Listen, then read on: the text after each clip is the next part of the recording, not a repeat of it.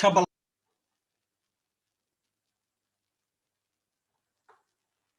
بسم الله الرحمن الرحيم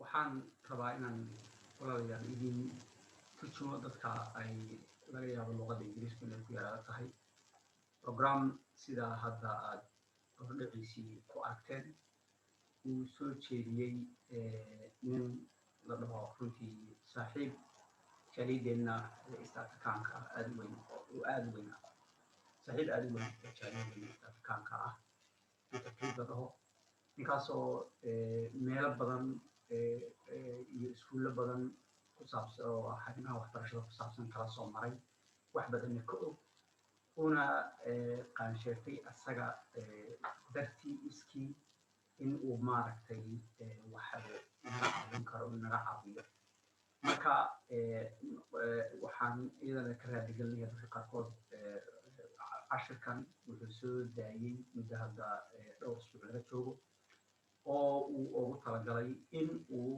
caawiyo tababaro sida waalidiinta ciyalkooda ay u caawin karaan si ay roolka ugu sarreeya ay ka qaadan karaan iskuulka ay ciyalkooda uga qaataan waxaana hubaa inaad haddaad aada ugu dhagaareysaan inaad waalidiintu ka baranaysaan waxyaalo badan aada u badan oo aan waqti dheer kaa qaadanaynin ama shaqo badan aan kaa qaadanaynin oo sida inaad lacag ku bixiso oo kale ama inaad dad kala qabsato oo ilmahaga ka caawin karto khaasatan waqtiyada ay ugu muhiimsan tahay ee ugu yar yihiin weliba ciyaalku gacanta aadka inugu jiraan haddaan waalidka nahay waxaan garan karaa dadka ciyaalka yaryarka korinhaya marka ay yaryarka yihiin iskuulka weli ayna bilaabin ama markaasa iskuulka u bilaabaan weeye marka ay ugu badan tahay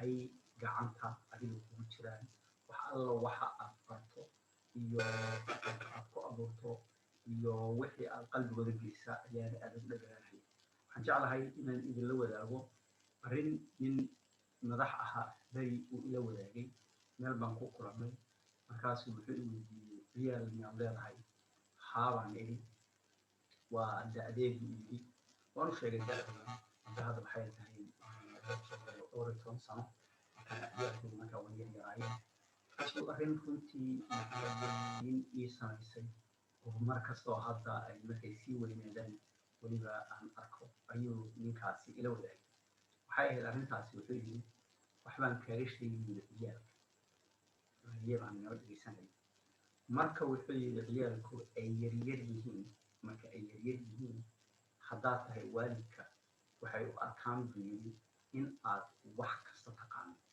wax kasta oo u sheegto macnaheedu way kaa qaadanayaan kaa keeni mahayaan xataa waxaa laga yaabaa inay dadka kaleeta u tagaan ay dhahaan aabbahay hooyadayda sidii yidhi aabbahay saas yidhi hooyaday saasay tiri inay dhahaan oo inay ku qanacsan yihiin isla kumeeyihin marka wuxuu yidhi ay yaryar yihiin wax kasta oo u sheegto waxay u arkayaan biri inaad wax kasta taqaano marka ay weynaadaan oo ay gaaraan biri waxa la dhaho teenagerka la dhaho 12 jir iyo 20 meelaha markii la gaaraana waxay gaarayaan biri waxay dareenayaan biri in aadan waxba aqoonin kolley arrintu saas oo dhab ah ma aho oo ma arkayno ilmo inuu arko waalidkiisu inay waxba aqoonin oo yar oo ixtiraam darri ay ku jirta marka malihin arrintu mar kastaba saasay wada tahay amaba oo siday tahay aan u qaadanayno markale ma dhaho laakiinse arrintu waxay cadaysa arrin muhiima macnaheedu waxaa weye surdo marka ay yaryarka yihiin wax alla waxaad u sheegto iyo meesha u toojiigsaday kaa qaadanayaan marka ay waaweynaadaanna waxay noqonayaan dad istijaabinhaya caqligoodii weynaaday doonahaya inay dhahaan anna waxbaan garanhayaa hadal kugu soo celin hadalkaaga taxliilinhaya marka ugu yartaa taxliil macnaha waxaa looga jeedaa waxa aad u sheegtay waxa ay intaa soo baranayeen aduguba aad soo bartay ee iskuulku soo barahayay soo barahayeen ayay ku miisaanahayaan inuu maaragtay macno samaynahayeen markaasi fikraday marka gaaray wataan iyadana oo taada mararka laga yaabo inaynan la mid ahayn ay ka yara badalan tahay waxyaala kaaga khilaafsan marka arrintu taas weeye ka faa'iidaysta waxaan isku dayay inta aan fasiri karo inaan fasiro oo markaana dana aan soo geliyo oo meelaha dhegeysan kartaan dhegeysi wacan.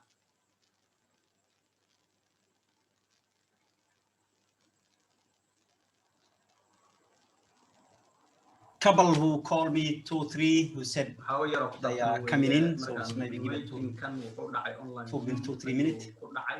marka dadkii soo gaariyay waalidiinta ayaa dad la soo xiriiriyay waan soo soconaa marka waan duubay waqtiga asaga marka kan hadda waa beta creek oo ah explained this has been an area of some passion of mine for some time. beta wuxuu yiri arrintan ayada ah oo ay tahay macnaheedu inaan waalidiinta ka caawiyo sida ciyalkooda u tababar lahaayeen iyo iskuulka waa arrin muddo dheer aan hayay arrin aan aad iyo aad u xiiseeyo. Before I start, I just want to check. I apologize that my computer is facing this way. I'm now looking you straight on.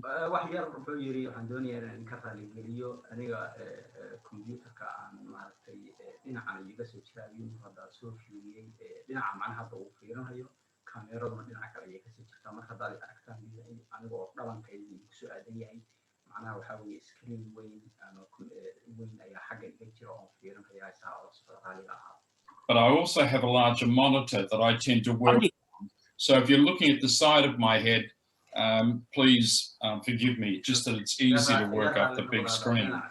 I have a complicated office here that I'm working from, but I can show you, I do have all manner of issues, so maybe I will use my prayer beads as I go through, which were given to me by one of my really good friends. So my interest in the Horn of Africa. tusbax ayaan asagana haysta bili oo ay noqon doonto waxyaalaha aan dadka ku tuso oo ku baro marka uu rabo inaad idinkuna isticmaashaan si horaan u sheegi doono tusbaxu ma oon kali inaan ku wardino laakiin si ciyalka xisaabta ay ku bari kartaa iyadana waxa kale oo yiri xiisaha aan iyo xiriirka aan la yeeshay dadka jaaliyada East Africanka ah muddo hore ayay bilaabay. Africa countries has been fairly lengthy. If you will bear with me, I'll pull up as a PowerPoint. What I'm documenting and raacay qoraalka aan soo diyaarsaday in ku jiro ayaan soo saaray oo screen-ka ka arki doontaan waxyaabo iga raadiyay. Driven by, you can see that I'm not a young man. waxa aniga wada aan arrintan igu waxaynaya waxay tahay biri marka waxaad u baahan tahay inaad ogaataan biri oo hadda macnaha shaqo iyo xirfad arrintan ka raadsanayna. Clearly, I am not undertaking this research for my career choices.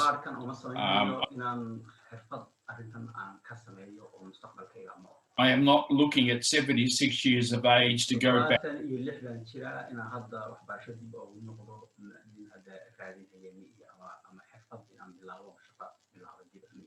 working full-time anywhere. So the research I'm doing was really come about from a mate of mine. An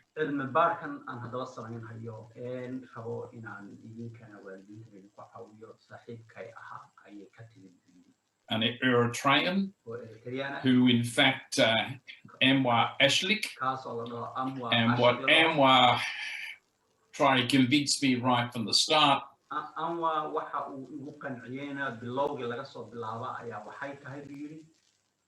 a long time ago was I had to help in the children from the Horn of Africa countries.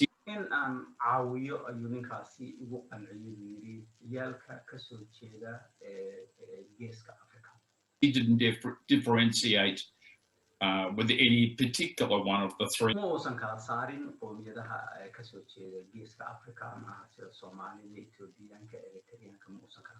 majors, just that it was a concern to him as a father, etc.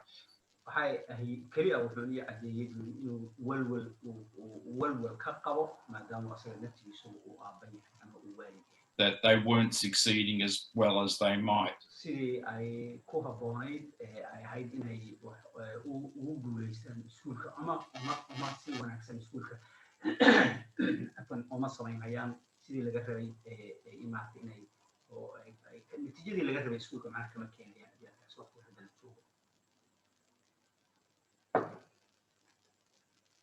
So Anwar asked me to help, and that's kind of where it started some 4 years. Anwa ayaa hadaba weydiiyey iga codsaday inaan caawiyo arrintaas ayaa ahayd waxa hadaba arrintan bilowday taasoo bilaabatay 4 sano ka hor. Years ago, and since that stage, I have been working on it for quite a while. Ilaa waqtiga laga soo bilaabo marka arrintan ayaan ka shaqaynayay oo maartay waqti ku bixinayay. I have a number of colleagues. You would probably all know Dr. Burhan. Dhowr ruux ayaa jira wiilo oon aan ahay saaxiibo aan nahay macnaha oon wada shaqayno waxaan aaminsanahay inaad intiina badan taqaanaan Dr. Burhan Ahmed. And Burhan organised a conference at Footscray football ground. Dr. Burhan ayaa seminar ama isu imaatin ayuu ku diyaariyey wiili la isugu imaanayay Footscray football club kubadda lagu ciyaaray Footscray. In 2018, and at that he had some rather powerful speakers, including the head of the University of Melbourne. Kulanka asaga ahaa dad aad si xoog badan u hadlay oo aad u waaweyn ilaahay weyn waaxid ayaa yimid oo ka hadlay wiili oo ku jira wiili hogaamiyaha Probably a lot of you know that Burhan himself is an academic, but now works very much. waxaan u malaynayaa inaad naftigiina ogtihiin Burhan isaga naftiisa ayaa bara ahaan jiray wiili oo wax bari jiray laakiin hadda wuxuu community ayuu shaqeeyaa working for the community. But I think these two statements that he made was really worrying. hadalkan uu sayiri uu maalinka asaga yiri ayaa aad walaac u gelisay. He said that what they needed, the community needs to do, is to change the trend where children are early school dropouts. hadalkiisa wuxuu ahaa yiri walaac u geliyay ayaa wuxuu yiri waxa uu yiri ayaa wuxuu yahay inuu yiri Burhan waxaan u baahannahay inaanu bedelno shahada aan hadda u soconay ciyalkeenu u socdaan oo ah in ciyalku iskuulka ay joojiyaan ay ka tagaan waqti hore ay ka tagaan ayagoo macnaha ama iskuulkii aan dhamaynay ay ka hore uga tagaan. And then what tends to occur, rather than going on to university and higher employment, taasoo marka dibna ay tahay waxa dhacaya meeshii ay marka jaamacad ka aadi lahaayeen marka dibna waxbarasho ee shaqo fiican ay heli lahaayeen ayna midda marka ayna dhacin. So he was concerned that what we really need to be doing is looking to the future with a plan that produces wuxuu marka uu soo jeediyay inaanu mustaqbalka fiirino oonu u diyaar garowno sidii aanu u soo saari lahayn ciyaal ama ciyalka ama jaariyada teachers and doctors and engineers and lawyers, all community leaders. kuwaas oo sidii macnaha inaan u diyaar garowno mustaqbalka sidii aanu u soo saari lahayn ciyaal macallimiin iyo dhakhaatiir iyo loo sharci aqoonyaal wayara aha iyo hogaamiyayaal jaariyada ama community that will assist the society to actually take its place rightfully in the wider Australian community. kuwaas oo marka caawin doona jaariyada in ay booskeedii ay leedahay saxda ah ay mujtamaca guud ee Australia ay ka qaadato ka fadhiisato macnaheedu waxa weeye marka ay ciyalkaasi ay waxbarashada iskuulka ku fiicnaadaan jaamacad dhameeyaan waxbarasho shaqooyin fiican oo xirfado fiican bartaan markaasi in ay mujtamaca geeska Afrika oo dabcan ku cusub waddanka Australia ay markaa meeshooda ku habboonayd ee saxda ah ay jaariyada mujtamaca guud ee Australia ay ka fadhiistaan ka helaan. When I started looking at this part, I was already working with some of the community groups. Marka aan arrintan bilaabay programkan aan bilaabay waxaan horeyba oo la sii shaqaynayay marka ayada ahaa dad ka mid ahaa jaariyada ama community on children that were struggling at school. kuwaas oo ahaa ciyaal ku liita iskuulka shaqadiisa oo macnaha si fiican iskuulka aan ku fiicnayn macnaha iskuulka. There is certainly no doubt that too many of the kids are not going through school. waxaa xaqiiqo ah kuwa aad u badan in macnaha aad u badan oo ciyalkeena community-ga ahaa ayaan iskuulka dhamaynayna.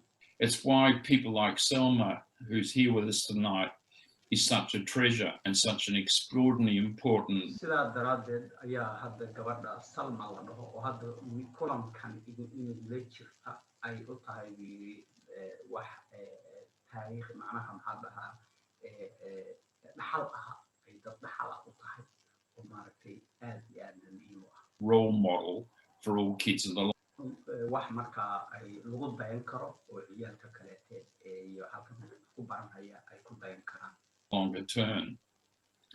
But the problem is that when you get kids in secondary school, if you've got children of that age or you've got family of that age, you'll know that they're already fiercely independent.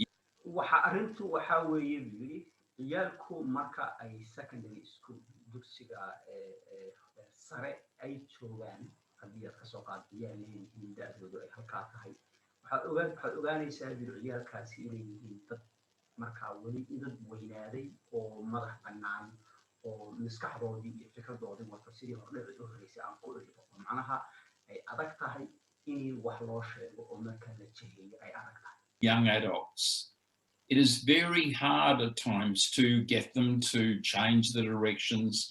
They're already set. in aad marka jihadoodii aad bedesho waqtiga asaga ahaa high school marka ay joogaan inaad jihadooda iyo meesha ay u socdaan meel kale u jihayso way adag tahay. In their ways.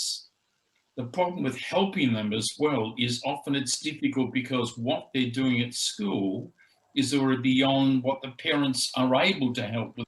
dhibaatada kale iyadana jirtana waxay tahay xagga caawintooda waqtiga asaga ah oo dugsi sare ay ku jiraan waxa ay baranhayaan iskuulka laga siinhayo ma aha wax waalidku ay ka caawin karaan macnaha waalidku maadaama iyagoo intooda badanba aynan iskuul soo marin xataa hadday soo mareenna mid halkan ayna ku soo marin oo ay kusoo barteen meel kale luuqada kale kusoo barteen ciyalka kama caawin karaan waxa ay markaa baranhayaan them with themselves.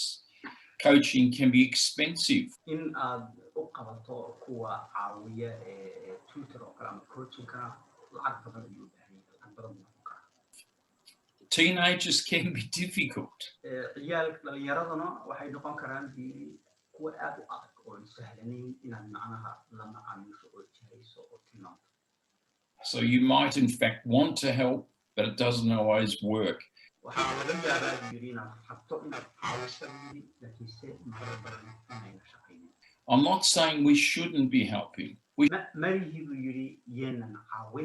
should do every single thing we possibly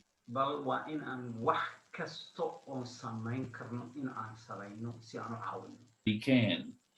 But it is my experience from many years that students at this level that have got a problem, the problem is not normally at this year level. khibradayda oo sanada aad u fara badan ayaa waxay tusaysaa markay ciyalku iyo dhibaato xagga waxbarashada meeshan oo kale dugsiga sare macnaha dhibaatada waa dhibaato maaragtay ma oho ka timid halkan ka timid ma. The problem is the outcome of shortcomings, misunderstandings, lack of knowledge from the years before. waxay dhibaatadu ka timid dhibaato hadda halkan ah ma oho waa dhibaato ka timid dadaal darro isfaham la'aan iyo dadaal la'aan hora sanadadii ka horreeyay ee iskuulkooda soo dhacday. So you're trying to in fact address something that should have been addressed many years before that.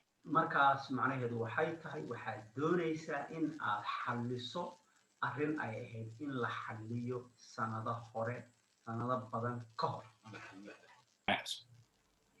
One of the critical pieces in the research that I then got engaged in waxyaalaha aadka u muhiimka ahaa cilmi baarid aan anigu ku jiro oon qayb ka ahay was to realize, as a father myself of 4 kids and a lot of grandkids, in aan ogaaday buu yiri maadaama anigu naftaygu ahay buu yiri aabbo 4 ilmood oo ahaa macnaha oo dhalay awowna uu ahaa ciyaal kale oo yar yar. I've had the chance, as you probably have, of watching them as well. But si aad garan kartaan buu yidhi waxaan fursad u lahaa inaan daawado ama aan ogaado oon la socdo iyagoo macnaha say wuxuu sameynaya inay say u korayaan. The amount that children learn before they go to school is quite extraordinary. Waxaa runtii aad la yaab u labiyo oo aad u weyn waxa ciyalku ay bartaan inta aynan iskuulba bilaabin. Iskuulka inta aynan bilaabin waxa ay baranayaan waa wax aad iyo aad u غير caadi ah macnaha u badan oo macnaha aan la qiyaasin loo mareynaynin oo macnaha wuxuu jiro lama maleynayo ilma yar oo weli iskuul bilaabin inuu wax badan baranayo laakiin wax aad u fara badan ayay bartaan inta aynan hataa iskuulba hataa aynan bilaabin. It's a period, it's been claimed often that by the time the child is 5, they have learnt half of what they learn in their complete life. Waxaa marar badan la sheegaa oo la dhahaa marka uu ilmuhu da'diisu 5 ay gaadho wuxuu bartay kala badhow badh waxa cimrigiisa uu baran lahaa wixii uu ogaan lahaa ama uu baran lahaa cilmigiisa kala badhow badh wuxuu ka soo qaatay 78 uu gaadho kala badhow badh wuxuu baran lahaa badhkii ayuu bartay markuu 5 jir u yahay. It's an extraordinarily important time where you as the parent or you waqti wuxuu yiri aad iyo aad muhiim u ahaa kaasoo adiga waalid ahaan you as the aunt etc are really the teacher. aad u tahay ruuxa macalinka u ah adiga ayaa macalin oo maadaama inuu iskuulka ku bilaabay. What goes on in this learning time we can have a big influence on. waxbarashada dhacaysa waqtiga asaga ah ee yarkiina weli in iskuulka ay bilaabin ayaa raaday weyn ku sameynaysa ilmaha mustaqbalkiisa. So the problem is with the education of our kids. Arrintu waxay tahay biyiri xagga waxbarashada ciyalkeena is that it looks as though the problem for many of them does not occur in year 7. waxaad moodaa biyiri sida ka muuqata waxbarashadooda arrinta macnaha waxbarashada iyo waxa ay qabaan kuma bilaabanayso sanadka 7 or year 9 or year ama sanadka 11. ama sanadka 10. It really occurred at the time they went to school.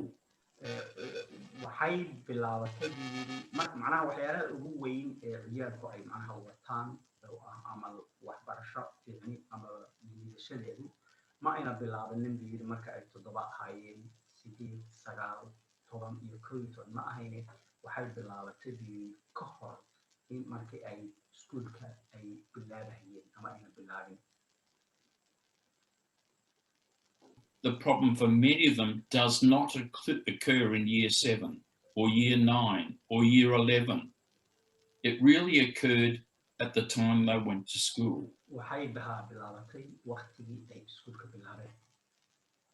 From a whole group of the primary school principals that I have worked with, and again, it's very hard to get official documents.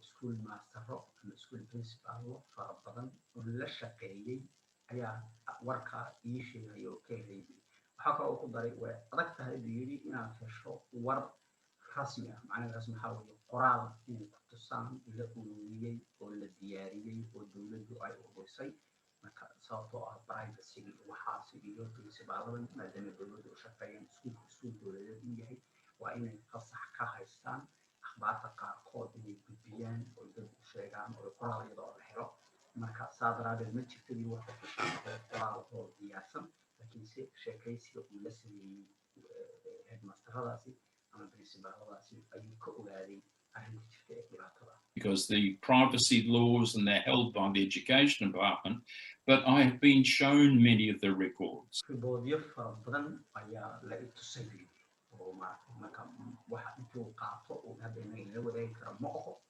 oo maadaama privacy iyo wasaaradda iyo dawladda waxa ay iskuulka u ogolaan oo fasaxin laakiin waan arkay. And what the parents, the principals are telling us is that we should be focusing, I should focus more upon the needs of children who are about to start school. arrinta marka ay mastaradaasi ama principaladaasi ay ii sheegayaan waxay tahay buyid oo leeyihiin waa inaanu xoogga saarno ama aniga ay leeyihiin gabdhaha doonaysa community inay caawisana xoogga saarto ciyalka iskuulka bilaabaya. Because for many of the children from the Horn of Africa, the kids are arriving at school without what the principals think are the minimum understandings required to start school. wuxuu yiri haddaba waxbarta aan ka helayo mastaradaasi waxay leeyihiin biyuhu ciyalka ka soo jeeda geeska Afrika oo fara badan ma bilaabahay iskuulka ma imaanayaan ma bilaabahayaan ayaga oo wata waxa ugu yar ee ay ahayd inay wataan markii iskuulka bilaabahayaan maxaa macnaha nuudaa noo u baahanay inaan fahmo oo aad muhiim u ah oo ku celcelin karin in aan ka saarno qalbigeena ciyalku iskuulka ayay wax ku barashada ku bilaabaan wuxuu in leeyahay diinta ciyalku waxbarashadooda iyo dhaqanka iyo soo jeedsiga waxay bilaabanaysaa iskuulka ka hor marka ilmihii marka uu yimaado iskuulka uu bilaabo asagoo loogu talagalay inuu dabaqad joogo asaa dabaqadii uusan joogin ama aad u hooseeyo macnaheedu waxa weeye hooseynta ayaa marka weligii la soconaysa. And the scary feature with this thing is that if they don't have this information, it has a long-term impact. haddaba arrinta cabsida badan leh arrintan xaaladdan ka hadlayna waxay tahay haddaynan akhbaarta ay haysanin awooddaas aynan lahayn ay ahayd inay lahaadaan marka iskuulka bilaabayaan waxay ku samaynaysaa raadin weyn oo mustaqbalka ciyalka. What I don't understand, and it annoys me, and one of the reasons that I'm doing this research, is why doesn't the education system address this problem? Peter wuxuu yiri arrinta aadka iyo aadka ii dhibaysa iga xanaaqsanaysa ayaa waxay tahay iguna qasbaysa yiri inaan baaritaankan cilmi baarkan aan rabo inaan sameeyo aan u samaynhayo sababtu maxay tahay wasaaradda waxbarashadu ay arrintan wax uga qaban la'ahay. Why don't we run special prep grades, transition years for children from different groups that just need an alternative route to get started? maxaa loo samayn lahayahay oo dowladdu ay wasaaradda waxbarashada ay u samayn lahayd iskuulla prep diyaar garowga iskuulka loo diyaar garoobayo oo loogu talagalay dad kala ciyaalo kala bedelan oo kala nooc ah inaga bas khaas dugma bahe si ay marka u soo maraan oo ola soo qabsadaan nidaamka oo iyagoo diyaar marka ay iskuulka u bilaabaan loona ogaado kuwa khaasatan ay hooseyso la qabsigooda iskuulka ay la qabsanayaan maxaa arrintan loo sameyn lahayo dowladdu ay u dhaqaaqda. I suspect the issue is money. waxaan maraynayaa inay calaaqaad arrintu la leedahay lacag macnaha inay og yihiin dowladdu inay lacag badan u baahan tahay arrintaasi lacagtaana aynan hadda u diyaarin oo aan ahayn. And this other issue is that there are so many different need groups that they just don't want to buy in.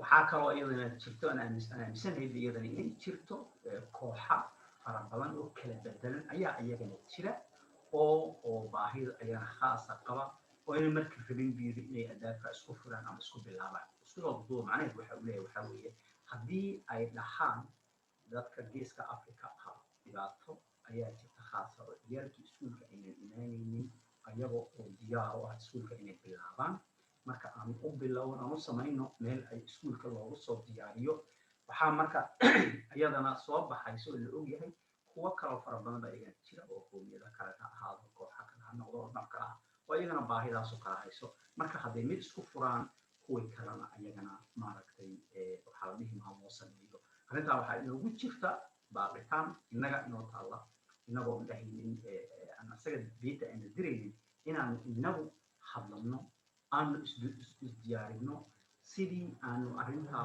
uga qabsan lahayn inagoo uun ku qaynaynin oonu maxaa jiray amar bixinaynin aanu dowladda lama camino laa waxaynu nidhaahno arrintaa in loo sameeyo xaaladdeena inaan loobi wax baha samaysano ayaa laga maarmaana laakiinse runta marka ay sheego horta inta ku darsado dhibaatada ugu weyn ee inaga haysta taageerada waxay tahay maadaama dalka ku yar cusubnahay waddankeennina burburda ka jiray jahooyin meelo badan laga kala yimid mararka qaarkood war lama sheegi karo wuu adag in la sheego waxaa dhaca waxa la dhaho maaragtay baktiin boqol war oo kale ayaa dowladda lagu sheegay marka dadkii rabay inay arrintan galaan waxay ku dhahayaanba kana saasule kana saasule kana saasule kana saasule ay xageed u dhaqaaqsanayeen kala doontaa soo afka kaa dhigin hataa arrinta iska taalle ee iska cad taas ayay noqonaysaa marka waxaan u baahannahay inaan baranno sidii inagu intaan isu soo diyaarino xogow aanu arrin yar tafatiran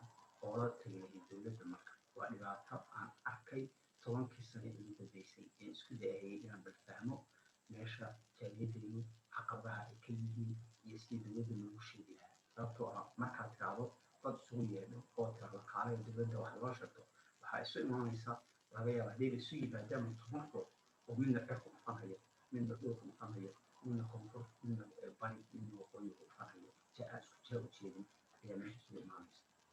What I'm hoping for my research is that I can actually use it to leverage the government to make some changes. waxaan ka rajaynayaa cilmi baarkan aan samaynayo idinkana inaad iga caawisaan in aanu siiso awood aan dowladda u isticmaali karo inay wax bedesho oo markaa wax sidiisu waxyaalaha dowladda iyo ay u shaqeeyaan waxay tahay wax la diyaariyey oo cilmiyeysan oo qoran markii la hor dhigo way u sahlan tahay inay tallaabo qaadaan wayna ku adag tahay inay iska jaahil jiraan ama maanta aynan tallaabo qaadin marka inay u noqoto arrin xoog u siisa in maanta dowladda u qasbo inay dhaqaaq samayso. The critical thing in my whole research is the realization that each one of us with our kids can have such a huge impact on the child's success. arrinta ugu muhiimsan cilmi-baaridan aan wado ayaa waxay tahay mid kasta oo inaga mid aha waxa uu ku raaday aad u weyn ayuu horumarka ilmaha uu ku yeelan karaa horumar aad u weyn ayuu ku yeelan karaa ilmaha maaragtay horumarkiisa. And we do it when we're at the bottom, the very youngest part. We're not trying to do it when the kids are learning algebra or learning stuff to do with biochemistry. waxaana ay tahay inaanu samayno marka ay aaska ay wax baranayaan ay yar yihiin ma rabno inaanu isku dayno inaanu caawino oonu wax barno marka ay xisaabta ay jabra baranayaan chemistry oo kale ay biology waxyaalahaas kale ay baranayaan in genetics or looking at Shakespeare or whatever. We're doing it where the knowledge is really low. waxaanu aan raadinta weyn rabnaa inaanu ku samayno aan kuna samayn karnaa marka aqoontoodu ay aadka u hooseysa yaryarka yihiin. For us as adults, and we can be such an important assistance to the kids. aan inaga waalidka ahana raadin aad u weyn iyo caawin aad iyo aad u weyn ayaan u noqon karnaa iyadka. It's learning. A second part of the research that I really found interesting, and I want to come back, is that too often for groups, they think what teaching a child is getting the child to learn to memorize things.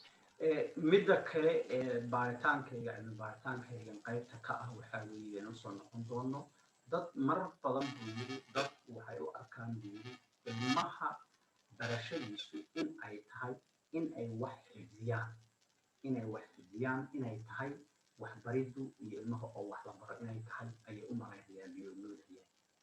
It's not. ma aha It's certainly not like, it's not like shoveling new information into the child and making them eat it. It just ma aha buu yiri inaad akhbaar fara badan akhbaar cusub intaad soo ururiso inaad ilmaha ku gurayso buu yiri oo sidii inay cunaan oo kaleeto ma aha. Just doesn't work. They're not empty vessels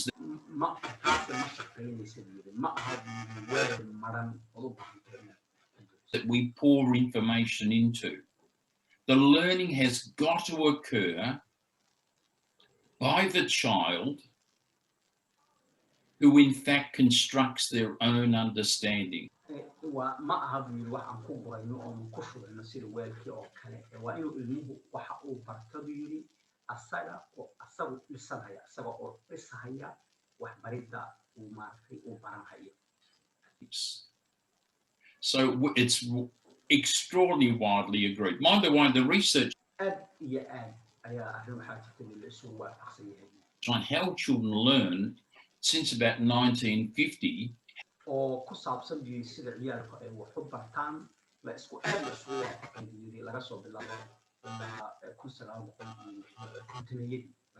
has been extraordinary around the world. So we have huge amount of knowledge on how children learn, and all agree that children actually construct understandings, and they do this through the learning, the everyday life that they have. You don't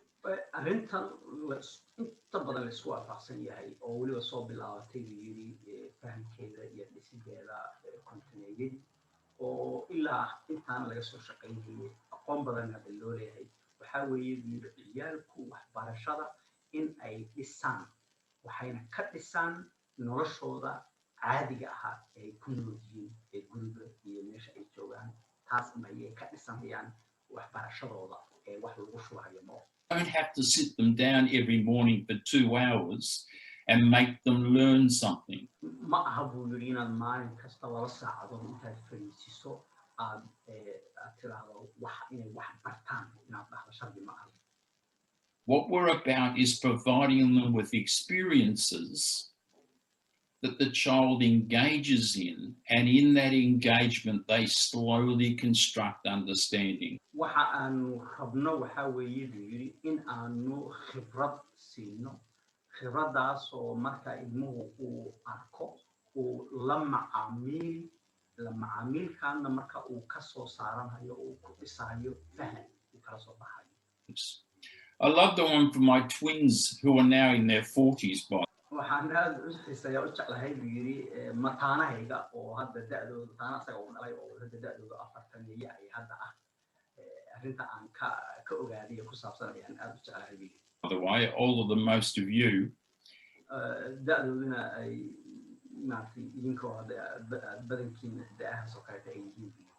But when my twins were quite small, they thought it was the gas coming out of the exhaust pipe of a car that made the car go along.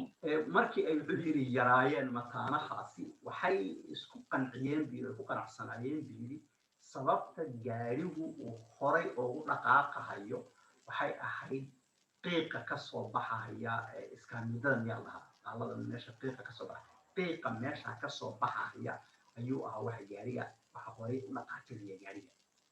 That's what happens with a jet plane. waxay arrinta uga qiyaas qaateen diyaaradaha waxa ay sameeyaan diyaaradu markay soconayso waxa xoog badan hawo xoog badan ayaa xagga dambe ka sii deysaa markaas aadna iyadoo horay u socota marka halkaas iyo qasqaan waxay dhaheen qiiqan gaariga daliisa iskaamidada ka soo baxaya ayaa maartay gaariga hore u dhaqaajinay. It squirts out the back and the plane goes forward. So the gas coming out of the exhaust pipe on the cars must be the reason for the cars moving forward. maadaama diyaaradu ay waxaasi xagga dambe ka sii deynayso marka meesha ciriiriga ah markuu inuu maro uu rabo ayay marka diyaaradu horay u dhaqaaqaysa oo soo gelinaysa hadaba diyaarada gaariguna sidaas oo kaleete waxa gaariga horay u dhaqaajinaya waa qiiqa xagga dambe ka soo baxaya ayaa macnaha gaariga horay u dhaqaajinaya oo soo gelinaya horay u dhaqaaqo. So they build, they construct, and they see the cars, they see the air come out, they see the car move. marka waxay ka dhisteen yiri fahamkooda waxay arkeen qiiqani waxa soo baxaya bay arkeen gaarigii oo dhaqaaqaya bay arkeen horay u dhaqaaqaya bay arkeen halkaas marka sheekadoodii ay waxoodii fahamkooda ka dhisteen ka samaysteen. But slowly over time they refine this understanding. laakiinse markii ay sii weynaadeen oo waqtigu uu sii socdo arrintii way bedeleen macnaha siday marka hore u fahmayeen oo gaariga inuu calaaqaad la leedahay dabcan gaarigan waxa dhaqaajinaysa qiiqan iyo waa la leeyahay laakiinse inaynan ahayn qiiqan soo baxaya sida diyaaradda oo kale inuusan ahayn ayay markaa fahmeen marka arrintii bay bedeleen macnaha oo macnaha hagaajisteen.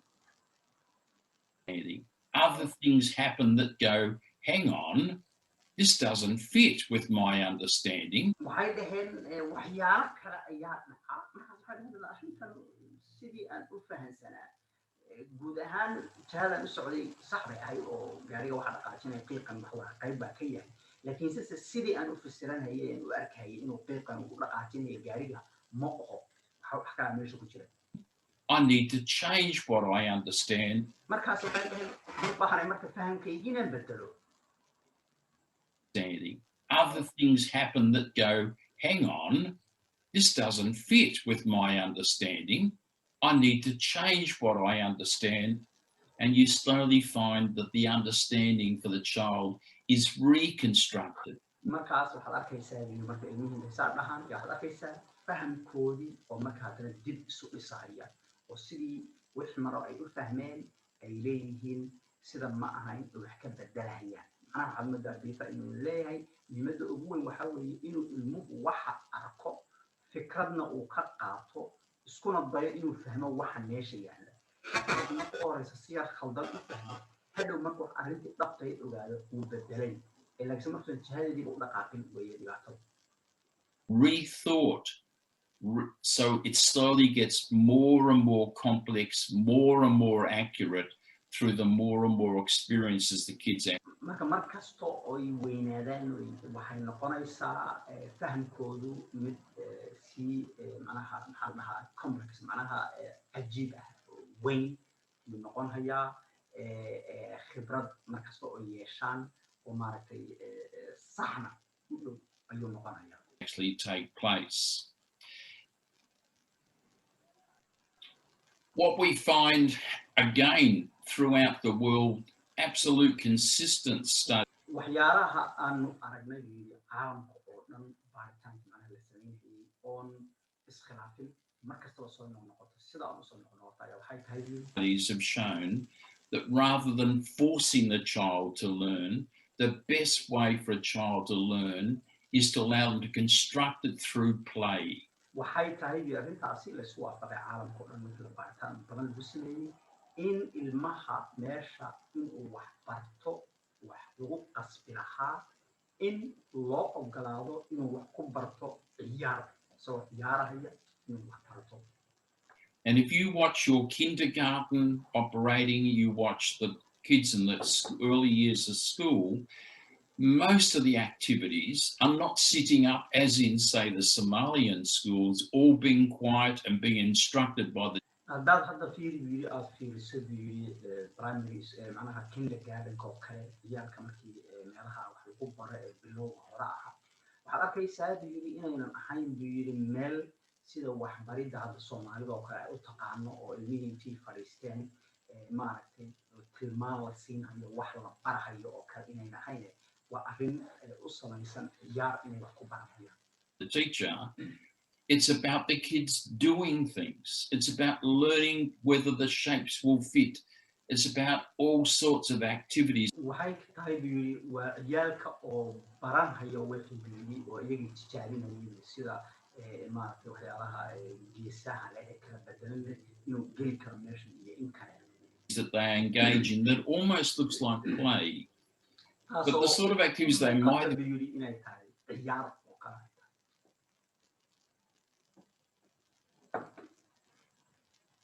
In fact, they might be using their toys and they'll learn with the toys about momentum, how it goes forward or something.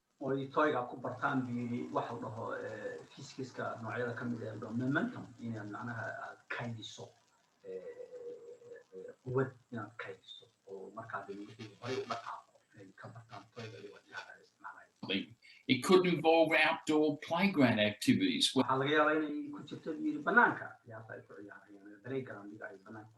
they learn important language. They learn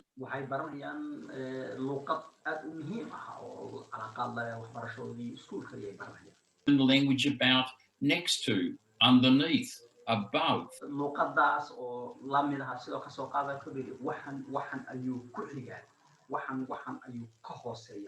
waxaan ayuu ka koreeya yay baranayaan beyond, down. halka iyo wixii ka dambeeya macnaha waxa weeye halkan iyo ka dambeeya ka soo qaadada tirado waxaan tagay xaafada Carlton iyo wixii ka dambeeya beyond hospital macnaha up, all manner of stuff. kor hoos dhinac wax kasta oo nooca iyo baranayaan markay bari karaan diga ay joogaan ee ciyaaraya just occurs in the setting. Riding their bikes and scooters, they learn all sorts of stuff about speed. markay ka soo qaad baaskiilkooda iyo scooter markay kaxaynayaan waxay baranayaan waxyaabo badan oo ku saabsan xawaaraha ku saabsan iyo xawliga ku saabsan ayay baranayaan. About direction. jihada oo kale marban u jeeda xaggan waqooyi koonfur bari yaan u jeeda waxaasay baranayaan. In terms of, our kids have always had lots of stuff with bedtime stories, and I'll talk about this later.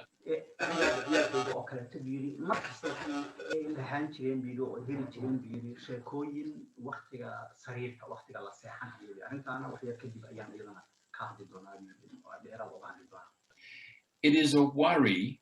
Well, let me reverse it.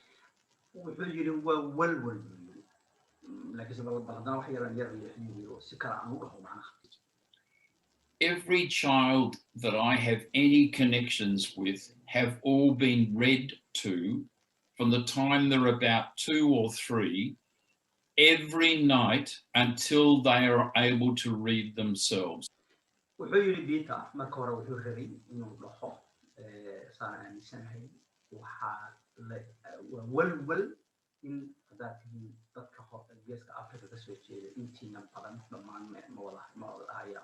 inaynan ciyalka sariirta wax loogu akhriyo marka ma uusan dhihin si wuxuu yiri u bedelay hadalkii wuxuu yiri aniga buu yiri ilma kasto oo xiriir la leeyahay macnaheedu waxa weeye kuwa soo dhalay kuwa walaalihii dhaleen saaxiibadii dhaleen qaraabadiisa dhaleen dadka ay wada shaqeeyaan ay dhaleen ilma kasto oo xiriir la leeyahay oo uu weligii arkay dadka ay isku xiran yihiin ilma kasta ilaa 2 jir ilaa 3 jir inta ay ka ahaayeen sariirta ayaa habeen kasta sheeko loogu akhriyaa. And even beyond. iyo markay iskuulka ilaa iskuulka ay ka bilaabaan iyo ka hor kadib. The time they're about 2 or 3 every night until they are able to read themselves. in ay ilaa 2 ilaa 3 ay ka yihiin habeen kasta loo akhriyo ilaa ay iyaga ka akhriyaan iyo kadib ay markay akhrin karaan. And even beyond. We need to start organizing activities for your kids where they in fact have reading groups and waxaa loo baahan yahay inaanu bilowno inaanu program u bilowno ciyalka kaasoo ay samaynayaan activity ama waxyaalo ay wax akhrinayaan ama loo akhrinayo. Sit down. Maybe it's not comfortable for you, but there will be somebody in your extended family or friends where we can start organizing. waxaa laga yaabaa yiri idinkaada waalidiintiinan inaynan arrintaa arrin ii sahlan ayna ahayn inaad samaysaan bas waxaan hubaa yiri dadka kale ee ku xiran tihiin qaraabada saaxiibada dad arrintaas samayn kara inay jiraan leeyahay.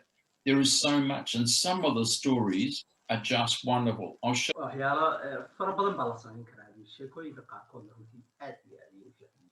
you 2 later on in this presentation that are just wonderful. Bath time play.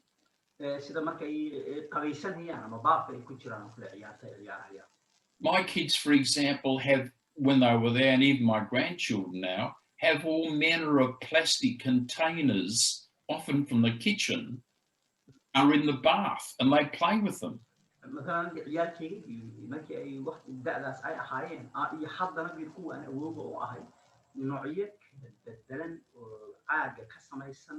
oo intooda badan waliba ka yimid jikada ka yimid ayaa baafka markay qabaysanayaan ama dabaalanayaan oo kale ayaa ugu dhex jiraysay oo ay ku ciyaari jireen oo ku maartay ku qiyaasi jireen. So what it allows them to do is it allows them to start filling one container to another. waxay ururta u suurtagelinaysaa yiri inay ay mid weel ay ku buuxiyaan weel kale oo marka calaaqaadka ka dhexeeya ka ogaada. Or even bathtub toys you can make use of that you might want to try as well. They tooya xataa waxaa jira yiri baabka loogu talagalay oo xataa nafsooda ka wardooni karto diyaarka u gelin karto isticmaali karaan. Really have a big impact. Play groups in kinder are wonderful activities for kids. Play groupka oo meelaha la soo tago iyo kindada waa arrin aad u fiican badan aad u fiican diyaarka ugu fiican. Kids as well. So what's play? Play is the time where the child is relaxed. maxay tahay ciyaar maxay tahay ciyaar waxa weeye waa waqtiga ilmuhu ugu degay. They can try things, they can picture, they can waxbay tijaabin karaan, waxbay suuraysan karaan, imagine. They can try and see things work. waxay tijaabin karaan wax inuu shaqaynayo in kale. So the way we find the kids will learn best is in these sorts of relaxed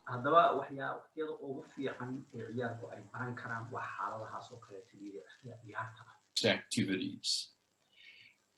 Research has also shown that if a child arrives at school without a sufficient knowledge, it has dire consequences on their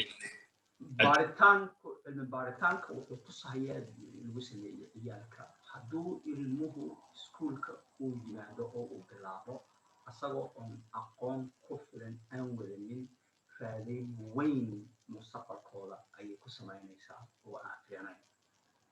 Achievement of being able to successfully start school and has a huge impact on the kids learning as they go along. In ay si bilaabaan iyo raadayn ku samaynaysaa iskuulka.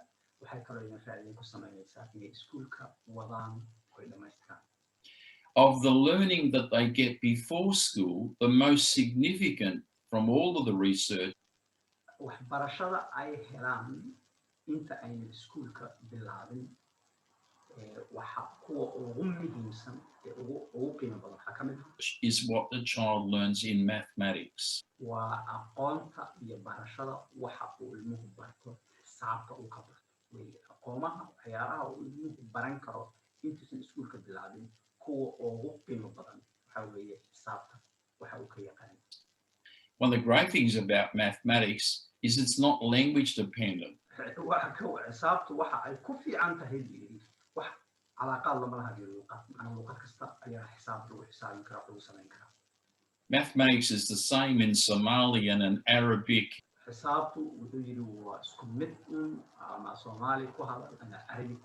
In Chinese, in Russian, or in English. What we find is that the more mathematics that a child understands when starting school, the greater their chance of success.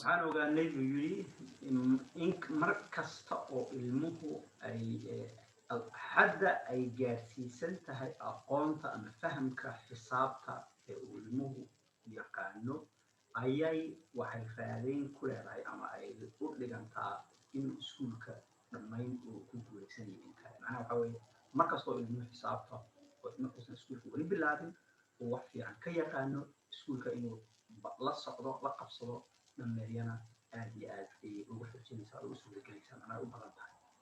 So even if your child's one of the kids that are arriving at school with a good knowledge, you can make it better. You can.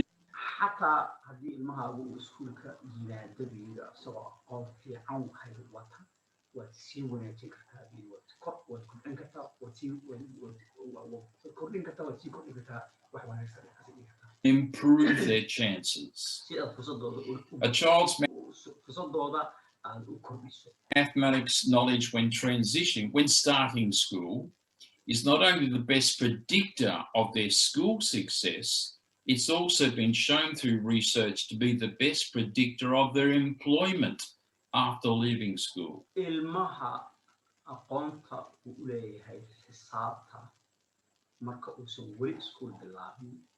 ma aha wiil keli aha waxa looga qiyaas qaadan kara ilmuhu inuu iskuulka uu ku fiicnaan doono bal waxa looga qiyaas qaataa iyadana shaqada iyo shaqooyinka uu heli doona mustaqbalka markuu weynaado ayaa idan looga qiyaas qaataa xisaabta uu yaqaanay marka uusan iskuul bilaabin.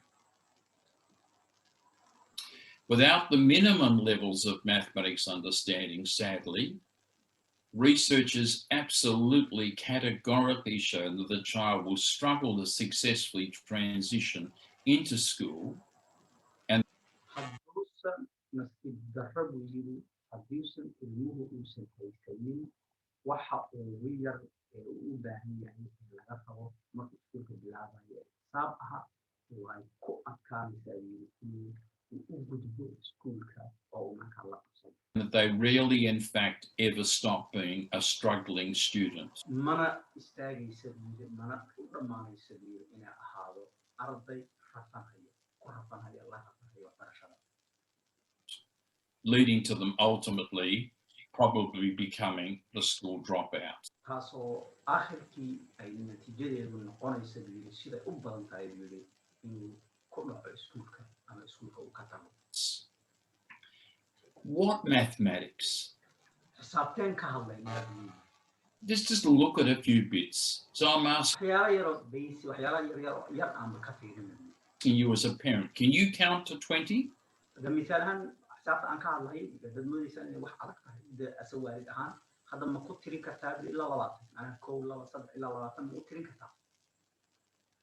Can you count backwards from 20?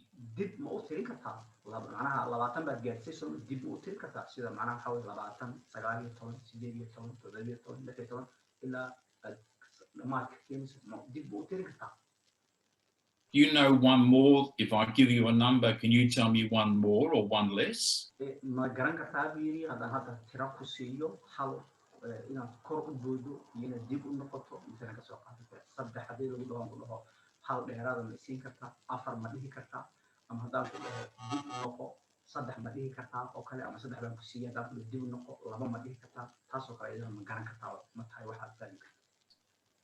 Can you count on? So if I say, start counting from 13. ما ترين كتا معناها مسعودين كتا ترى هذا كله مسعودين كتا معناها waxay tahay tii hore waxay ahayd bilowga ka bilow koo ka bilow ilaa 20 ama 20 ka bilow dib noqday laakiin haddaan hadda tiro ku siiyo aan ku dhaho 10 aan ku dhaadana ka wad halka ma ka wadi kartaa ma dhigi kartaa ha 10 12 12 haddaan ku dhaho sidoo kale iyadana 15 aan ku dhaho ka wad halka ma ka wadi kartaa halka ma dhigi kartaa 15 16 ma dhigi kartaa. Can you count 14, 15? Do you know what ordinal number means? Perhaps not by the word, but it's where we use the numbers to say you're first, I'm second.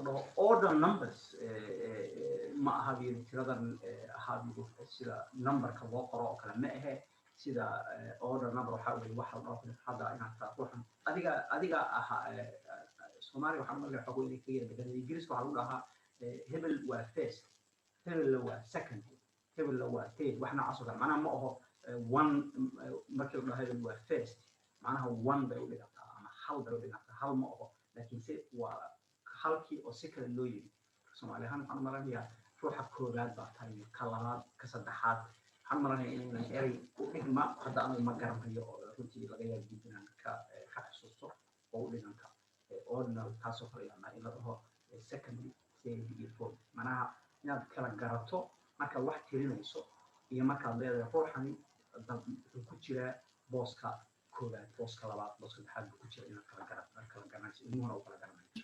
Your third. When you're doing measurements, can you actually decide which one's bigger by picking them both up?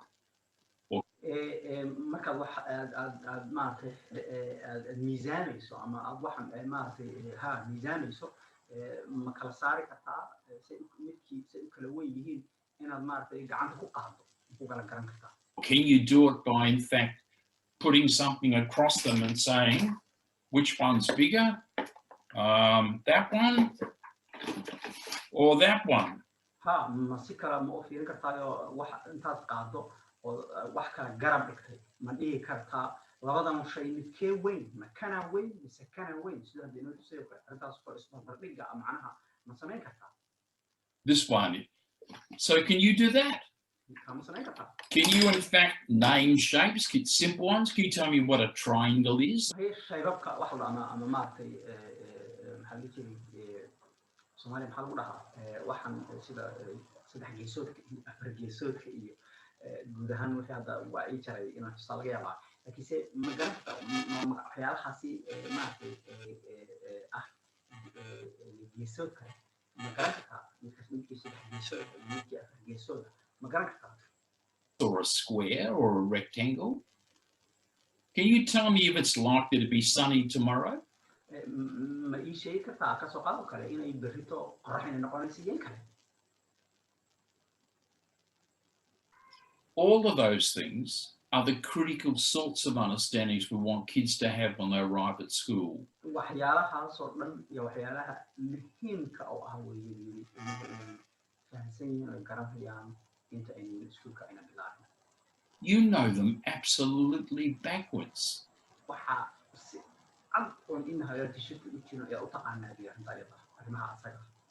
so that you as a parent know every single thing that a child will need to know to be successful. So you are a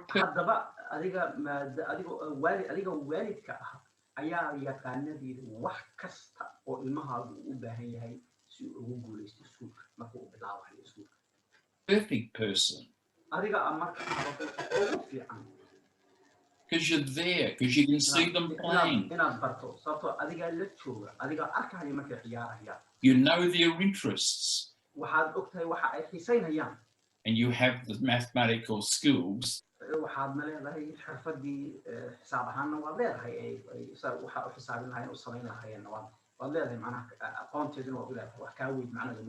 To be able to make the difference.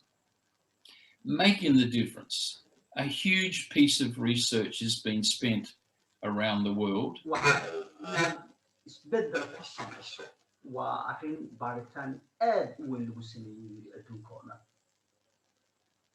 Norway is one in particular. So is the US, New Zealand. Another one where we've been looking at the role of the parent. And what we have found is the parent has a really important role.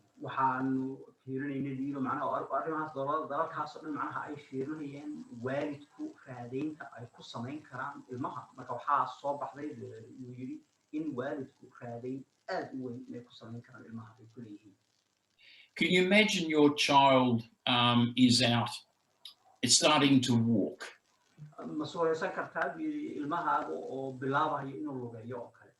For example, well, it's you that in fact encourage the kids to walk by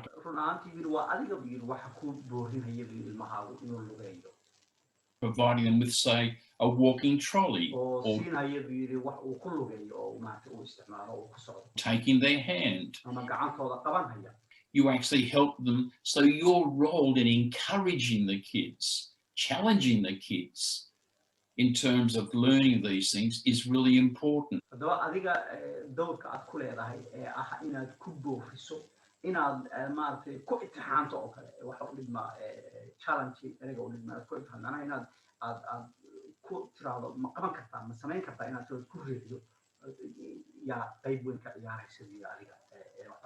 And it's just as important in learning the stuff that they need to know when they go to school.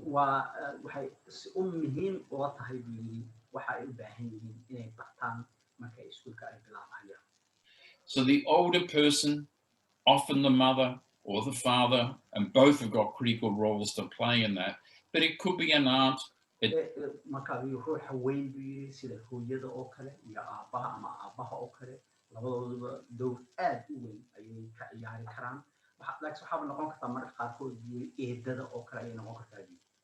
etc.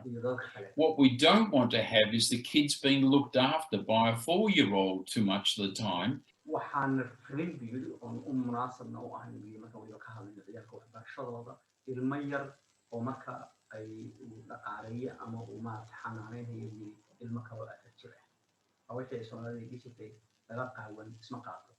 Because the 4-year-old just doesn't know enough. wax ku filan ma uu yaqaano ma uu garanayo. It's the parent that has, or the elder that has, research, by the way, is called Vygotsky.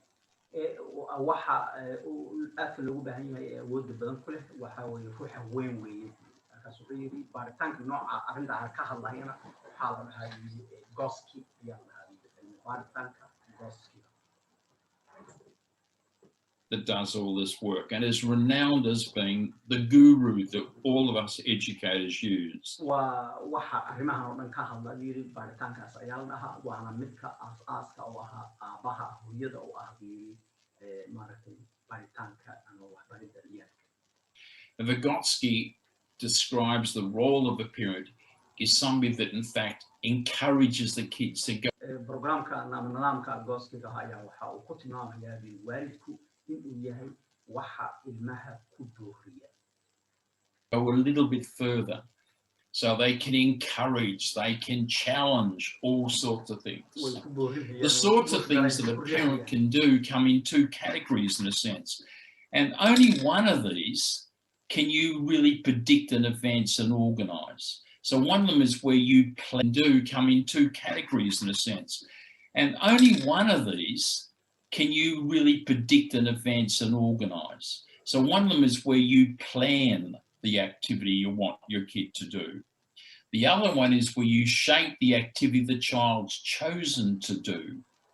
The problem is with a child choosing, it's very hard to know what they're going to choose. And often they might change what they're doing multiple times. waalidku leeyihiin waxay tahay yiri waa labo mid waa in aad u diyaariso oo jahayso waxa ay rabaan ciyalku inay aad rabto inay sameeyaan midka kalena waxa weeye yiri wixii ay doorteen inay sameeyeen in markaa aad tilmaanto oo maaragtay jahadii ay wax ku baran lahaayeen iyo caawinta u samayso marar badan marka aan dhinacaadi inay iyagu doortaan dhibaatada ka jirta waxay tahay yiri marar badan ma garan kartid inuu waxa ay dooranayaan ma garan kartid ay rabaan iyagu ay dhahaan waxa ka rabaa inaad sameeyo in a short period of time. midda khaasatan waqti yar muddo yar. So let's look at these two. labada xaaladood marka aan fiirino mid aad ilmihii u jihaynayso oo aad u dooranayso waxa aad u diyaarinayso waxa ay tahay inay sameeyaan iyo midda aad waxa ay iyagu doorteen aad maaragtay jihaynayso oo maaragtay ku dooranayso oo maaragtay sidii dhinaca saxda ugu wadayso. Planned activities is, I call it where you supply the temptations. midda la qorsheeyay waxyaalaha ay sameynayaan adigu diyaarisay adigu u qorshaysay waxaan ku tilmaamayaa midda aad adigu waxa rabitaankooda aad maaragtay raadin ku sameynayso rabitaankooda ayaa raadin ku sameynaysaa.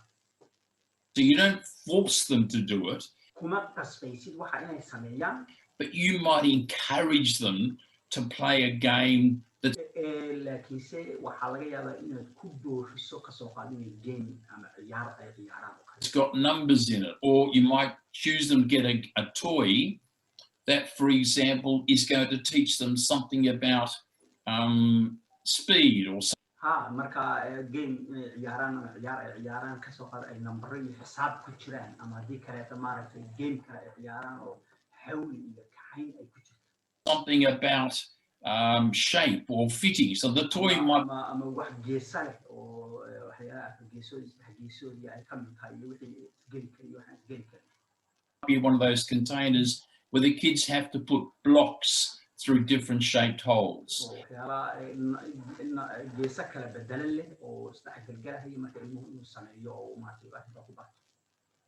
So if you saw that, and these are often available in the op shop.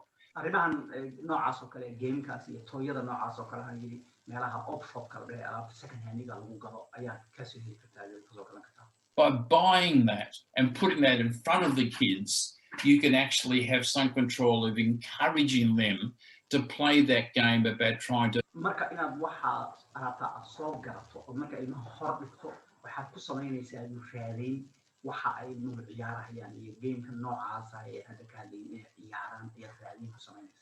Fit the shapes into the particular holder. And you can encourage them with things like, have you tried the red block? ها waxaad marka waxaad ku boorin kartaa مثلا u jahayn kartaa inaad tiraahdo midka guduudan ma ku dayday midka midab meel geli waayo ka soo qaado kale midka buluuga ah uu ku dayay inaad tiraahdo kareerka ah ma guduudan ma ku dayday. What happens if you turn the blue block around?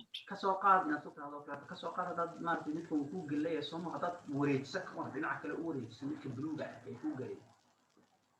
You can also supply the temptation waxaa kaloo samayn kartaa yiri rabitaanka ayaad u keeni kartaa adiga ayaa keeni kara waxa ay rabayaan by buying books that you read to the kids and talk to them about it. inaad book soo gadato oo markaas oo ilmaha aad u akhrinayso oo kala hadlayso. Challenge them about it. And again, I'll show you some examples in a minute. oo maartay kuna itixaamto oo waxana misaalana waa inta Soomaaliya la wadaagi doonaa in it. You can supply the temptation by where you take them. waxaad u keeni kartaa yiri rabitaanka meesha aad u qaaday oo kale oo geysay ayaa maartay ka keeni kartaa xataa. So even the supermarket can be a really worthwhile trip. But حتى suuqa iyo meelaha dukaanka wax laga soo gadanayo ayaa xataa noqon karta meelaha fiican oo waxyaalaha soo kale aad maartay kula kulmi karaan. You could take them into the zoo. waxaad zoo ayaad u qaadi kartaa oo leeyahay xayawaanka xabaha beerta xayawaanka. You could take them into a car show. You could meelaha waxaad geyn kartaa meelaha baabuurta carwada baabuurta oo kale ayaad u qaadi kartaa. Take whatever it might be, something you can take them to where you can ask questions and challenge them. We're really about trying to get the kids, your kids, to widen their thinking.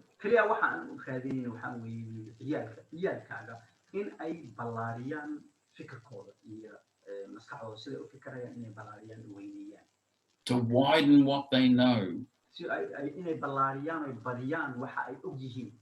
Won't all be mathematics and won't all be language. But it all contributes to that understanding that means the school start is so much more successful.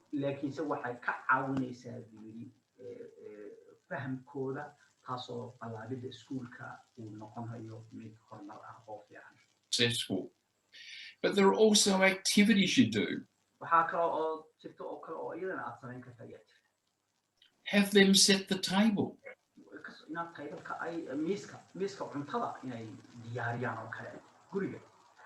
How many pieces of cutlery of each do you require?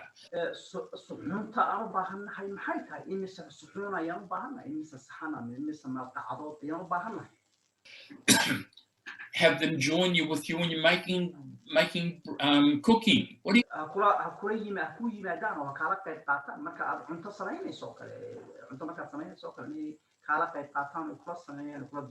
call the bread that you make with all of the bubbles in it?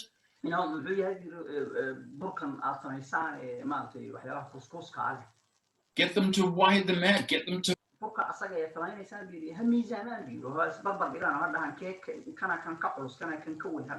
measure it. Get the kids to start checking the weight to see if they're the same. So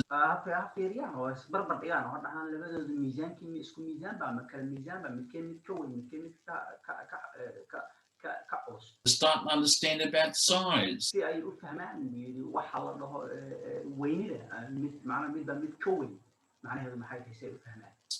If you're using the oven, show them how you set the temperature.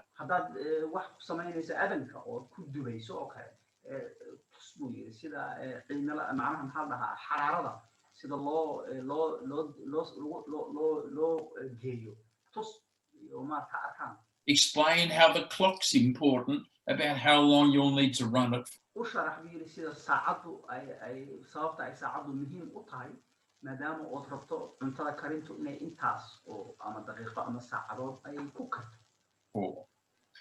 So you might also get equipment that might stimulate their play.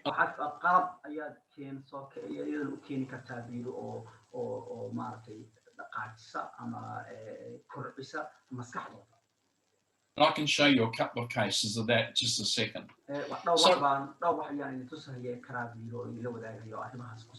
Everyday activities are extraordinarily important. That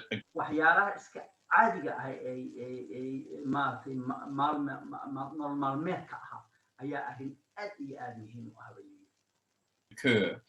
Many of these you can engineer, other ones will just happen, and the opportunity will just pop up.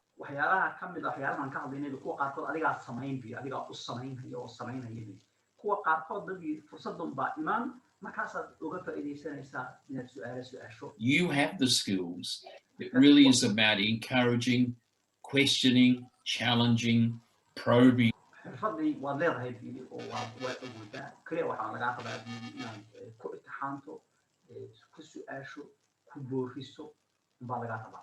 Etc. that you might go through. So things you can do, these are still in one of my houses.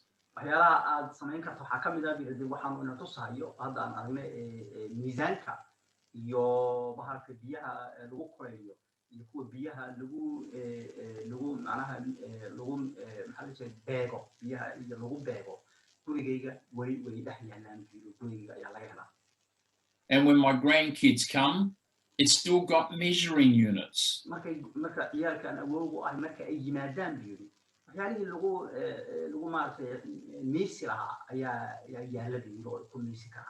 We've got jugs, we've got plastic,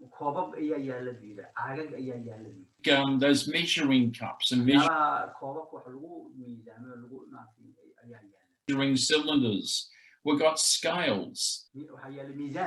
Let the kids play with them. They're all critical aspects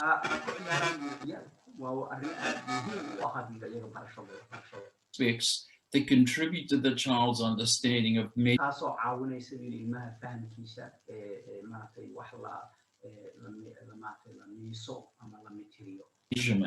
and in measurement we use number.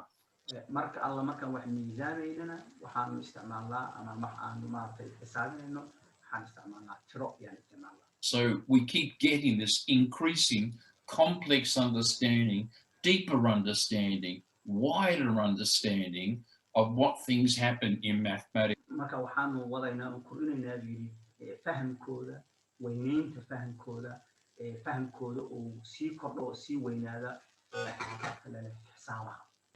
Or in language, or in science that go on. So you can use their play to stimulate. So you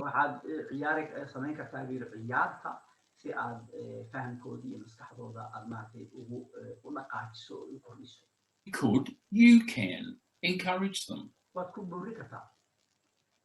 Have you ever thought, for example, of using a fridge? My fridge, both here and I live in two houses.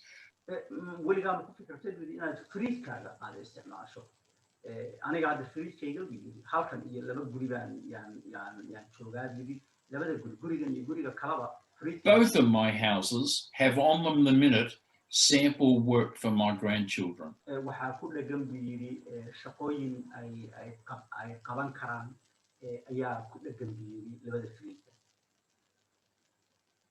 As yours?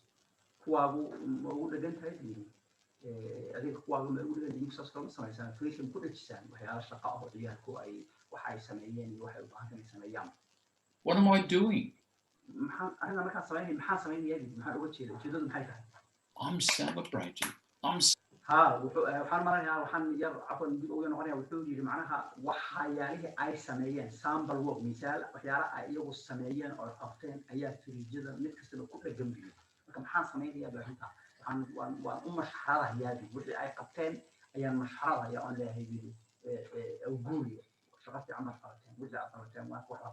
Saying, well done. So encourage every possible way you can.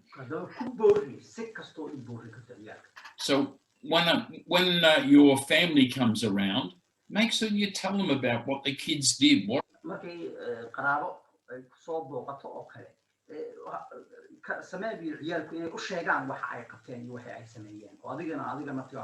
a neat thing So make the children sort of believe that what they're doing, because it is important, but encourage them by what you say. marka inaad ku buuxiyo oo ha dareemaan ciyalku waxa ay sameynayaan inuu yahay wax muhiim ah sababtoo wax muhiim ah weey. So display it, praise you can give them all tus muuji kuna amaan the time. Make suggestions to them. So tilmaan sii wax uu tilmaama sii waxyaalaha ay sameynayaan. rather than saying you must do it this way, instead you tend to do it because that becomes, if you start doing that with my kids, they'll say, go away. hadhihin buu yidhaha ku amri oo hadhihin waa inaad waxaas sidaas samaysaa ku dhihin waxaad ku dhahdaadii sidan ma isku day aniga mitaalan wuxuu yidhi hadda ciyalkayga biyaad ku tiraahda buu yidhi kuwa yareerka weliba waxa waa inaad samayso intay isii ka dhumo ee ku dhahayaan buu yidhi ma sameynaya orada iga tag bay ka dhahayaan buu yidhi. But if I were to say, I wonder if this might work. kasoo laakiin dhaxal buu yidhi bal ka waran ma u malaynaysaa inay sidan shaqayn meesha aad dhahaysa macnaha sidan u samee dadka ku adkaysa maxaad saa ugu samaynaysaa inaad dad ku tiraahdo ka waran haddaad sidan ku daydo sidan inay shaqayni ma u malayn. Or do you think we could try? oo ama inaad ku dhahdo ma u malaynaysaa inaan sidan ku dayi karno. So again, the way that we put the question or the extension can be really important. waxaa haddana mar labaad buu yidhi sida aad su-aasha ugu soo jeediso ayaa raadayn ku samaynaysa ilmuhu waxa inuu ka qayb qaadan iyo in kale. Join them. ku darmo marka samaynayaan macnaha la gal adigoo la samee. So if they're doing an activity, if they're doing something like, I don't know, perhaps they're doing a Somalian tea. kasoo qaad buu hadday hadda wax samaynayaan kasoo qaad buu hadday hadda Soomaali shaah Soomaali hadday samaynayaan oo kale Practice. oo ku practice garanayaan macnaha ay practice ahaan ku samaynayaan. Sit down on the floor and become one of the people involved in it. la fadhiiso dhulka la fadhiiso oo ka qayb noqo buu yidhi dadka shaaha ka qayb qaadanaya oo kale noqoyo shaah la cabayo shaaha iska ciyaarta ah la cabayo kale noqo. You're sharing the tea, you're sharing the cookies. shaahi baad la wadaagaysaa karinti baad la wadaagaysaa. All of those things. waxyaalahaas oo dhan. Questions are so important that you can throw at your kid. So the things like, it might be, what will that piece fit?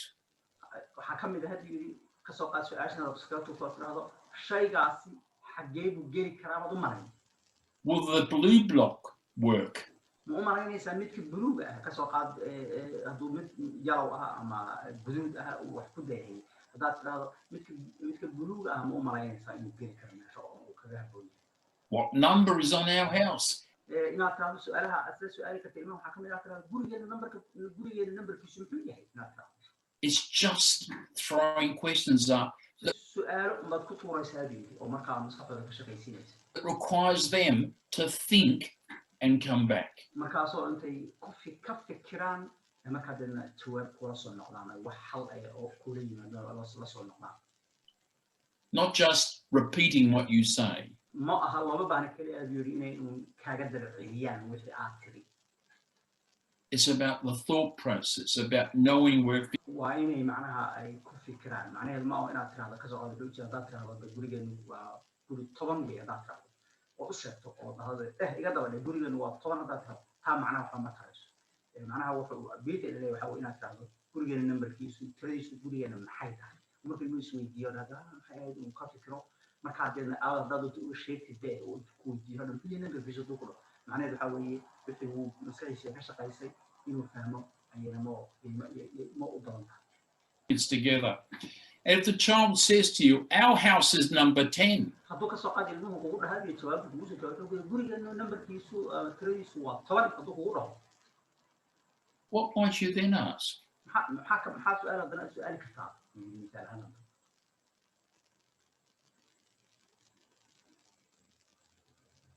I could ask, can you show it to me? Can we waxaan dhihi karaa hadda aniga oo kale inaan dhaho ma i tusi kartaa make the numbers?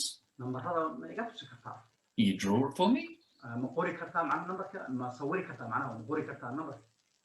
What numbers on the house next door do you think? maxaad malaynaysaa guriga halkay gurigeena 10 hadduu yahay guriga igu xiga maxaad malaynaysaa tiradiisu inay tahay Think. yaad malaynaysaa What numbers on this house across the road? maxaad malaynaysaa isagase guriga inaga soo horjeeda wadada dhinaca kale ka ah isagoo tiradiisu maxay tahay So you can questions give rise to questions adaba su'aasha ayaa waxay ka dhalan kartaa su'aal kale ayaa ka dhalan kartaa which give rise to the child being encouraged to really taasoo ka dhalan karta in ilmihii lagu booriyo inuu maaragtay maskaxdiisa uu ka shaqaysiiyo oo u fikiro stop and think. So the sorts of things that might happen if you've constructed it. So here are 3 things. waxyaalaha hadaad isto oo kale oo u diyaariso waxyaalaha dhici karo kale waxaa kamid 3 wax ayaa hada uu meeshan sawirkooda tusayo oo kamid The first one are pattern blocks.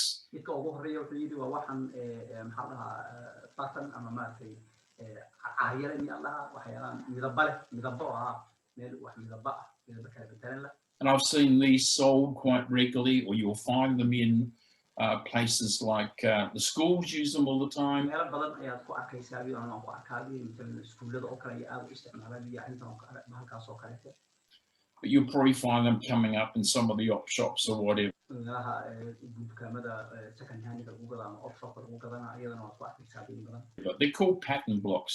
waxaa la dhahaa maaragtay blogga maaragtay midabada kala bedelan ayaa dhahaa But whatever blocks you've got, wax kasta oo heshaba midku doona ha noqdee waad isticmaali kartaa get the kids to make pattern. inay ka sameeyaan maaragtay midabo kala bedelan ay ka sameeyaan ama waxa loo ama pattern waxa weeye waxa soo noqda mid baa guduudan midka kalena waa mid baa guduudan mid baa cadiina mid baa madow ah waxa taas oo kale ayaa dhahaa pattern la dhahaa Soomaali ereyga ku habboon ugu ma garanayo Pattern is the single most important step in mathematics. soo noqosho weeye cafan ha oo hadda kana malaya soo noqosho weeye soo noqoshadu waa waxa u muhiimsan xisaabta anaga waxay soo noqoshada wax baa halba mid baa guduudaha midka kale waa cadaan ama laba guduud ah mid baa cadaan ah laba madow ah taas oo kale qiimaha soo noqon wax baa soo noqonaya oo maartay leh ku soo noqda waqti intaas oo kor markii la dhaafado waxay hadaan dib u bilaabanayo ayaa la noqodka oo waxa ugu muhiimsan ee xisaabta Without pattern, there is no mathematics. Mathematics soo noqod la'aantii ama pattern waxa la dhaho xisaab ma jiraysa is basically the study of pattern. حساب عشان بصير دوبا وصار نقطة برشة يسوي. But you might have that shapes board I was talking to you before. So سيدا وكلا معايا جيسة كلا بدنا اللي أمار في سيارة كلا ولسنا يعني أيضا حسابات حسابات على الجواب. the kids struggling and getting annoyed. ومركا كل رفاسيين وكل حناقة هي Sometimes just a hint. What would happen if you try the green block? Or what happens if you turn the red one around? Where else might it fit?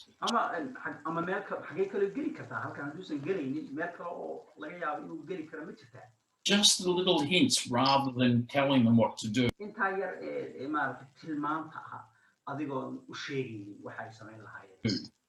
If the kids are playing jigsaws, and there's some wonderful jigsaws that you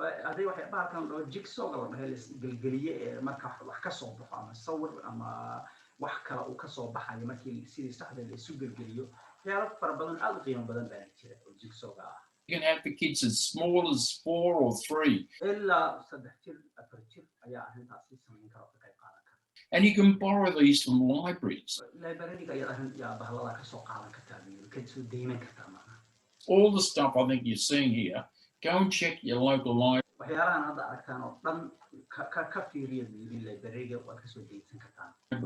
I know that Halima was just such a regular. I think she must have been given a long service medal by the library because she took.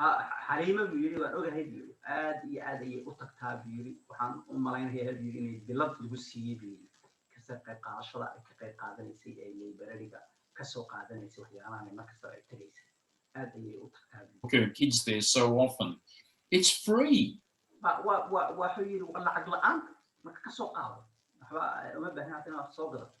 And they have wonderful stuff.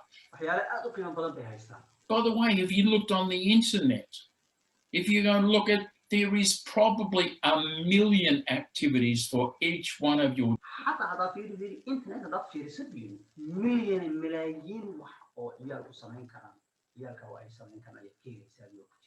children now. The third one, so the jigsaws I was talking about.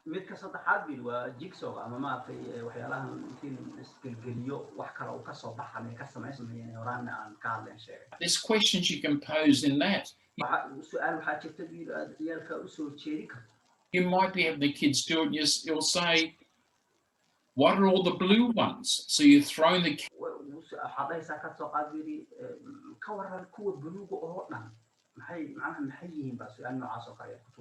hit a line, the kid will come back saying,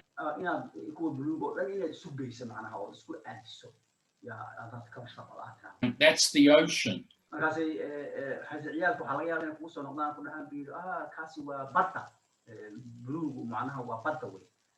Click. Ooh.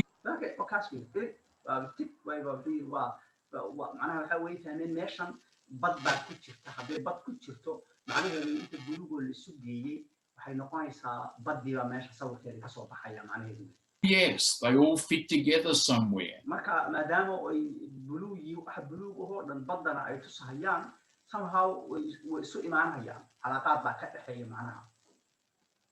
Or you might say, which ones are the corners?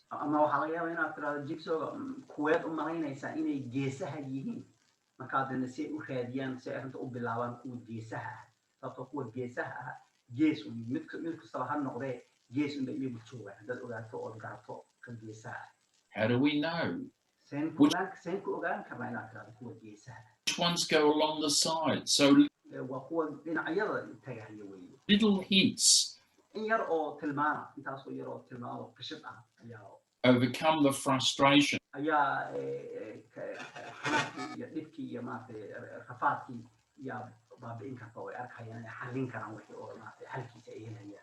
And give the kids mathematical thinking. We call it mathematical strategies. As I said, one of the problems is I am writing up. Selma and Hamdi are on my back to come up with a whole bundle of activities, and I am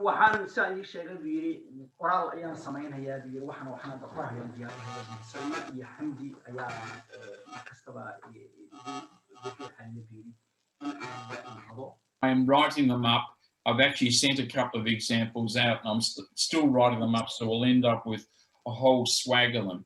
But they can only be examples. Writing them up, I've actually sent a couple of Selma and Hamdi are on my back to come up with a whole bundle of activities, and I am writing them up. I've actually sent a couple of examples out, and I'm still writing them up, so we'll end up with a whole swag of them.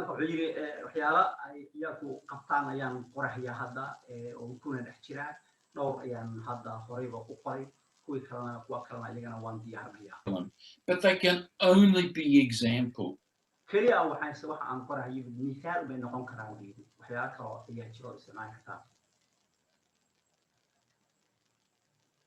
codka ayaa waxooga yara axmedad mudda aakhirkii baa gaadhay way dhamaatay runtii programka saas ayuu ku dhamaaday waxaan rajaynayaa inaad ka hesheen faa'iido weyn idiin tartay arrintan runtii take the minute and ask a question or get the child to explain or make an extension.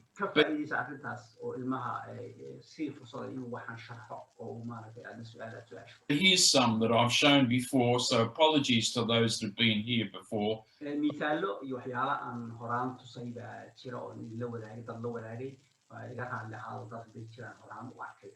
But I'll do it again.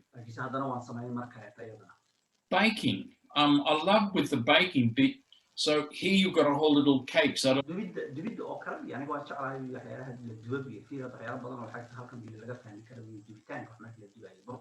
I don't know what we do in Somalia in terms of these things, but there's got to be some similarity. أنا ما هذا ما أقول بيري سوماليا وحي لغو سمايو أرنتم أرنها أو كلا خصاص من سبحان الله وحلا من أي And that when you see those Smarties, what do you call them, 3Ms on the top of the little cakes and the icing? ما كان أرتب يدو حيالها يدي حالي هذا يدي كأل نها دوسا صارم بيدو بهالك دوسا 3M كا لبعض صدق لأن لبعض دوسا كسر ما كان.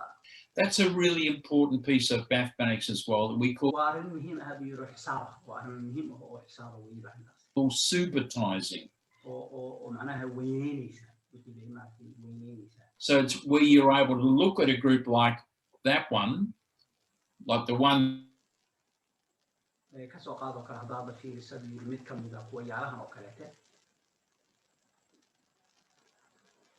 حاصل انت wuxuu leeyahay waxa weeye marka fiiriso waa 3 m ba hadda saaran marka dhinac loo fiiriyo waa 3 koob laba 3 xagan kale marka loo fiiriyana waa 3 kale idana koob laba 3 hatta siyaar badan hadda waxa la raadiyaa dhinac cadaado waa laga dhigi kartaa 3 koob laba 3 hadda laga dhigi kartaa marka waxaan aakhirkii waxaan soo gaarnay gabagabadii videogii aad iyo aad ayaad ugu mahadsantihiin qayb qaadashada waxaa idin soo diyaarisay studio YouTube channel ka dhaho abo macnaha waxa aan ugu magac daray waxa la soo gaabiyay ama baro arrintii hal wadaagii aad u qiimo badnaa ee Soomaaliya la dhaho ama baro ayaan macnaha markasta bilaadanku uu ahaado inuu wax baranayo ama inuu wax barayo marka waxaan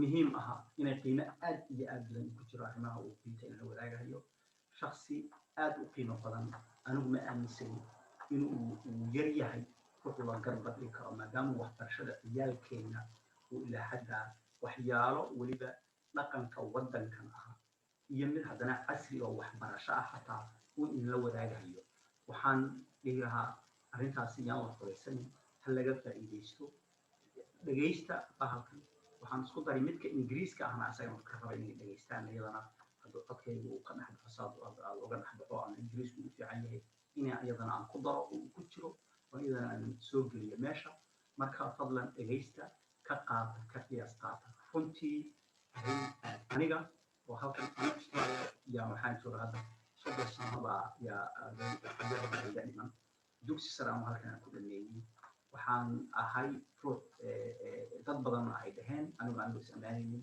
fahamka nidaamka Australia ama waxbarashada noqoto iyo sida wax u jiraan aan maaragtay aan aad ugu roonahay laakiin si wax aad u badan ayaan ka batay diinta oonan weligay ogaadeen aan hela sababtoo ah fikrada waxay tahay ma aan sheekay waddankan aniga dugsi sare baan ka bilaabay iskuulka primary school ka bilaabay كسادراد ciyalkaga xataa primary school sidan uga caawin lahaa waan qiyaasayo mooyeen ma aan dhaho ma garanay fasada marka hadda wuxuu siinayaa in aan ogaado waxyaalo dhab ah oonan ogaanin fursadna aan u helin inuu diinta igu sheegayo arrintaa laga faa'iideysto wixii kala oo arrimaha ku saabsan waa si walaynaa aan dadaalno ciyalku waa mustaqbalka jiritaankeena waddankan Australia مجتمعنا كأسم حدان النهاية يالكنو إنه وين بني يالكنو